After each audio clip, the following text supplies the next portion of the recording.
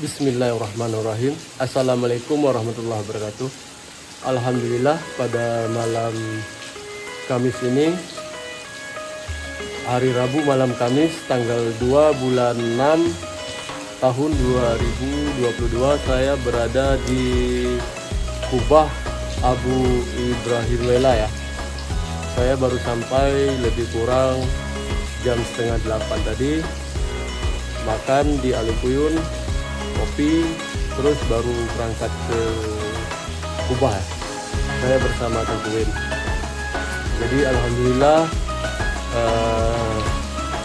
teman-teman semua, perubahan di Kubah Abu sekarang di dalam bulan puasa kemarin alhamdulillah sudah banyak perubahan ya. Jadi mari kita lihat dari sekitar lokasi Kubah ya. Ini lantaran hujan mungkin terbatas untuk saya memvideokan seputaran lingkungan makam ya.